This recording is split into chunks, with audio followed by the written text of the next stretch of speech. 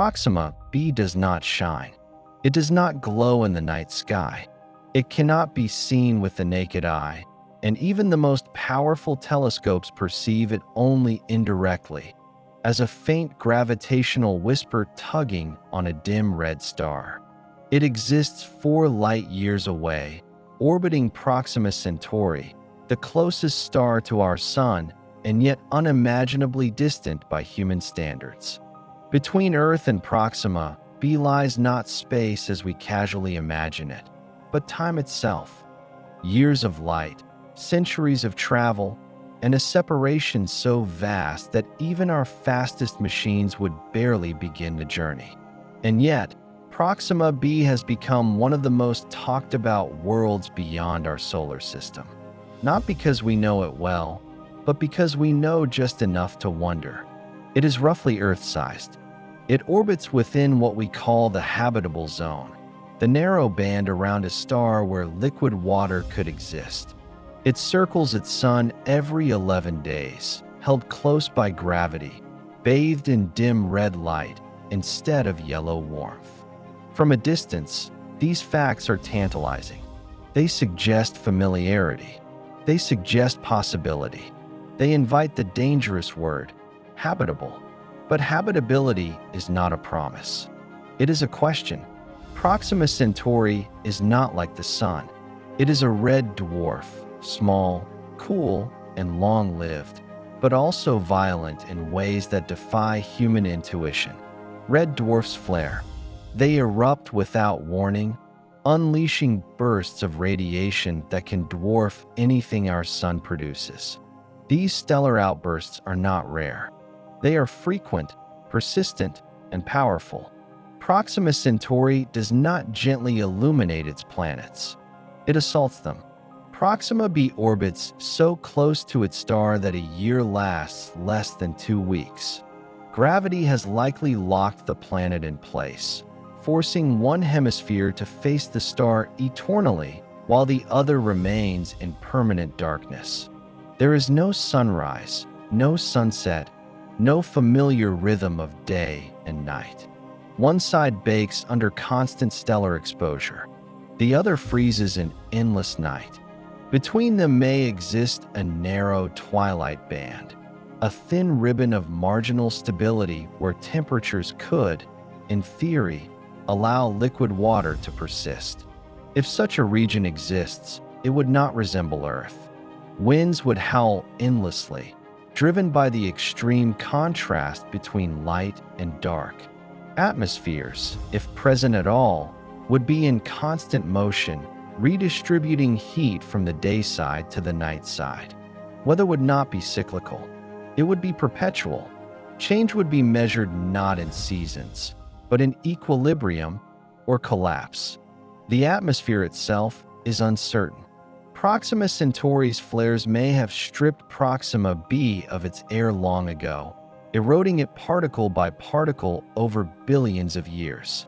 Without a strong magnetic field, the planet would stand naked before its star, its surface sterilized repeatedly by radiation. Water, if it ever existed, may have boiled away or frozen into inaccessible reservoirs. Habitability, in this scenario, becomes a relic, a brief phase long ended. And yet, the universe is rarely so simple. Some models suggest that Proxima b could retain a thick atmosphere, dense enough to absorb radiation and transport heat. Others propose oceans beneath ice, or cloud systems capable of reflecting stellar energy. If the planet possesses a magnetic field, it may deflect enough radiation to preserve surface conditions that, while harsh, are not immediately lethal. Life, if it exists, would not resemble Earth's abundance and diversity. It would be resilient, minimal, persistent. Life on Proxima b, if real, would not thrive in comfort. It would endure. The concept of a paradise dissolves under this scrutiny. There are no gentle forests under blue skies, no calm oceans lit by golden sunlight. The light would be red, dim, and constant. The sky, if there is one, would never change. The star would loom large, close, and unpredictable. Even the most stable regions would exist under the threat of sudden radiation storms, capable of altering the planet's chemistry in moments. And yet, Earth itself was once hostile.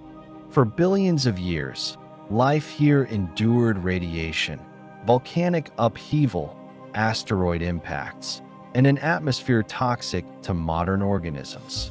Comfort is not a prerequisite for life. Persistence is.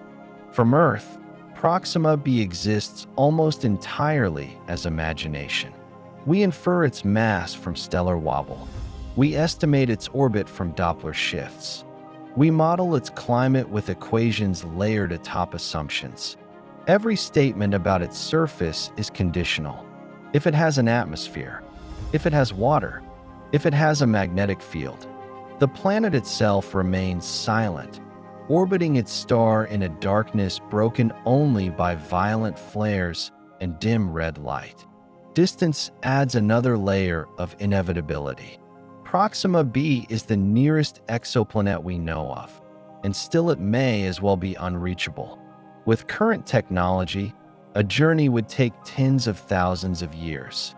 Even optimistic future concepts stretch across generations. Any signal we send arrives years later. Any response returns years after that. Proxima b exists not just far away, but outside the tempo of human life. It is a world we can study, but not touch. Imagine, but not visit. This distance forces humility. Proxima b is not a destination. It is a mirror. In asking whether it is habitable, we reveal what we mean by habitability. In asking whether it is paradise or inferno, we project our own thresholds for comfort, survival, and meaning. The planet itself does not care. It exists according to physics, indifferent to our categories. If life exists there, it would not know Earth. It would not know comfort. It would not know rescue or observation. It would exist entirely on its own terms, shaped by a star that does not pause, moderated by a planet that never turns away. Its history would be written in endurance, adaptation, and survival under relentless conditions. If life does not exist there, that absence is equally instructive. It tells us that proximity to a habitable zone is not enough. That stars matter. That violence matters. That stability is rare. That Earth's long calm stretches, its magnetic shield, its protective atmosphere, and its gentle star are not universal defaults, but extraordinary accidents. Proxima b forces us to confront a quiet truth. Most worlds are not made for us. Most habitable zones are theoretical.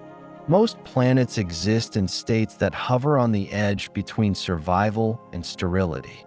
Life, when it appears, is fragile not because the universe is cruel, but because it is indifferent.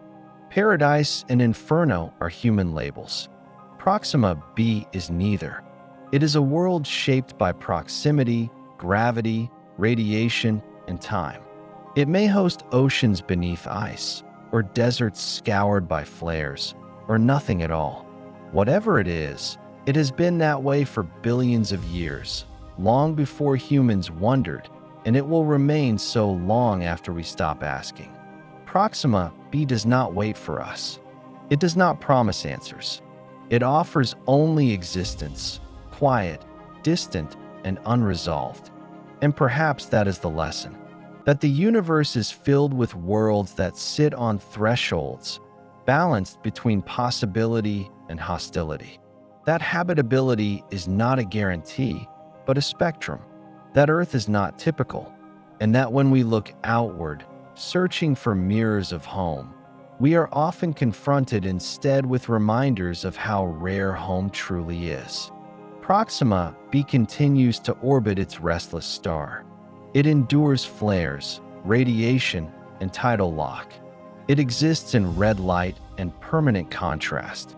Whether it hosts life or not, it remains a testament to the universe's indifference and its potential. Not a paradise, not an inferno, but a world quietly existing beyond our reach, beyond our certainty, and beyond our need to define it. And in that distance, it remains exactly what it has always been, unconcerned, unchanged, and waiting for nothing at all.